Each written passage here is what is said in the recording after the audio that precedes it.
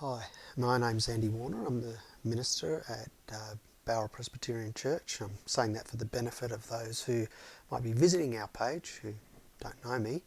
But I can say that last week the elders of our church agonised over a decision of whether to hold church. And if in doing that, to keep safe distancing. Now, moving on, one day later, that decision has been made for us, as announced by the Prime Minister last night. Places of worship as of midday today are closed. This COVID-19 world in which we live 24 hours is a lifetime with what each new day might bring. Just like September 11, many of us would remember that, the world as you knew it a week ago, well, that no longer exists, and we can't ever expect it to ever be the same again. And that includes church. At the moment, we can't tell you what church is going to look like next week or in 6 months. But we do know it's going to be different, and we're working on it. And I just wanted to post this video now to tell you that we'll be in touch to let you know what we see as church happening and how we can do that. In the meantime, just remember, you are the church. Jesus, in that conversation that he had with the Samaritan woman at the well, this is what he said in John 4, verses 21 to 24. Jesus declared, "Believe me, woman, a time is coming when you will worship the Father neither on this mountain nor in Jerusalem. You Samaritans worship what you do not know. We worship what we do know, for salvation is from the Jews. Yet a time is coming and has now come when the true worshippers will worship the Father in spirit and in truth, for they are the kind of worship the Father seeks. God is spirit, and his worshippers must worship in spirit and in truth." We don't have to have a church building to worship God the way he wants us to, in spirit and truth.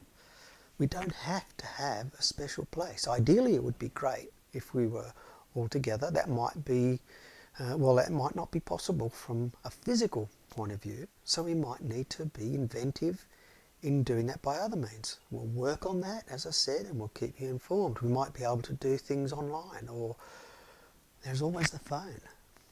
I'd encourage you to be doing the same, using your preferred means of staying in touch with others, but stay in touch. Please let us know if online, like this video,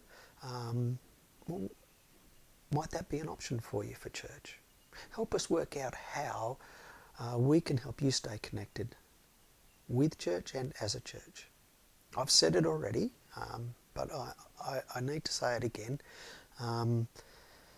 Because we are not able to meet physically, we still need to keep church functioning as much as possible, and unfortunately that takes finances.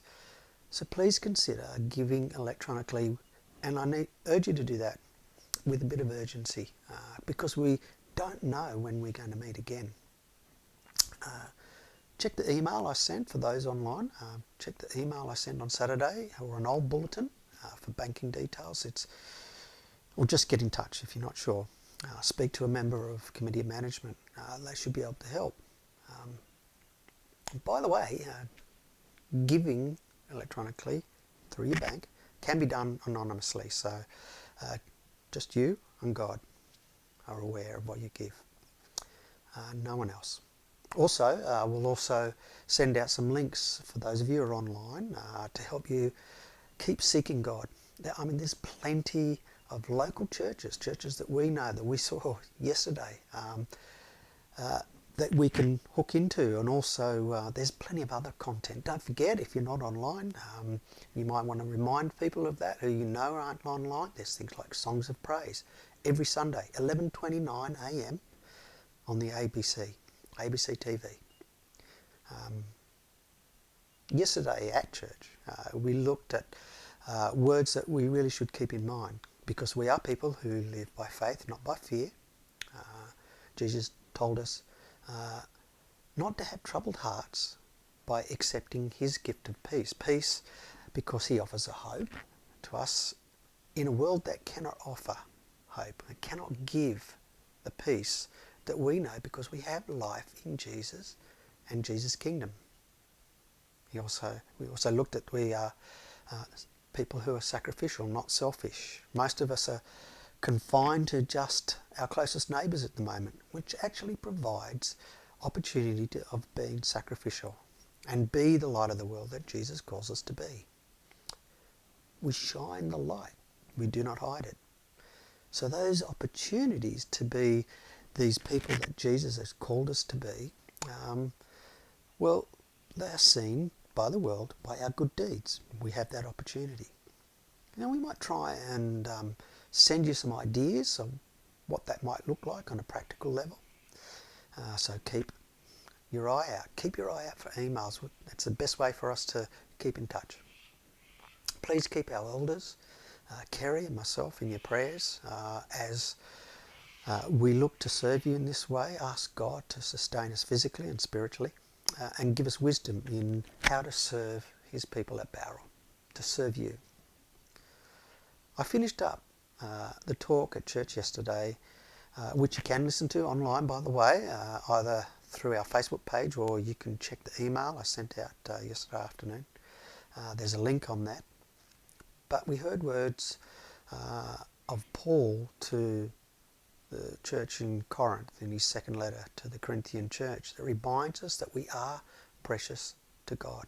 He has placed his treasure in us. We're his children. We are precious in his sight.